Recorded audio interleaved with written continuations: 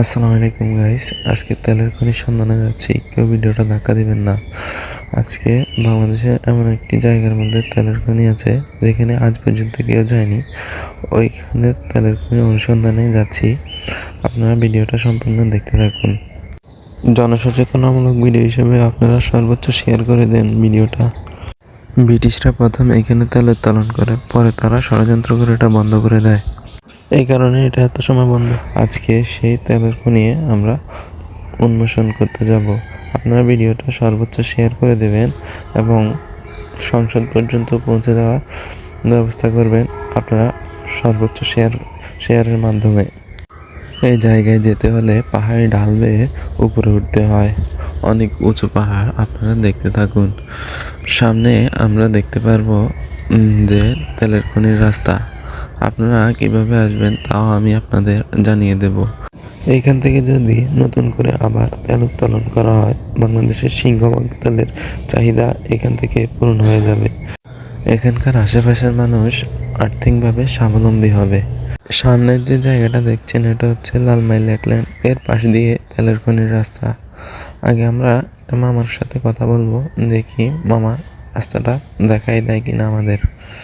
এখন আপনারা দেখবেন মামার সাথে আমি কথা বলবো। এখন মামার সাথে কথা বলার জন্য আমি ভেতরের দিকে যাচ্ছি, আপনারা দেখতে থাকুন। এখন মামাকে জিজ্ঞেস করব আমরা কিভাবে তেলের খনির দিকে যাব। এই দেখুন আমি মামার সাথে কথা বলছি। মামাকে প্রথমে জিজ্ঞেস করলাম এই লেকল্যান্ডে ঢুকতে কত টাকা লাগে। পরে জিজ্ঞেস করলাম আমরা তেলের খনির দিকে যাব, তেলের খনির রাস্তাটা কোন দিকে। মামা দেখিয়ে দিচ্ছে আমাদের, ওই দিকে গেলে আমরা তেলের খনি দেখতে পারবো। তো চলুন যেই কাজ সেই কথা, আমরা তেলের খনির দিকে যাই। তেলের খনি দিকে যাওয়ার জন্য পাহাড়ি রাস্তা। এটা হচ্ছে লালমাই লেকল্যান্ড। এই লেকল্যান্ডের পাশ দিয়ে তেলের খনি দিকে যাওয়ার রাস্তা। আপনারা যারা তেলের খনি দেখতে আসবেন অবশ্যই এই রাস্তা ধরে আসবেন, অন্য কোনো রাস্তা ধরে আসবেন না, কারণ এই রাস্তা ছাড়া অন্য সকল রাস্তা অতটা নিরাপদ না। এই রাস্তায় সিকিউরিটি গার্ড দিয়ে পাহারা দেওয়া হয়। অবৈধ কোনো জিনিসপত্র নিয়ে কেউ এই রাস্তা দিয়ে যেতে পারে না, তাই এই রাস্তাটাই সবচেয়ে উত্তম ও ভালো জায়গা।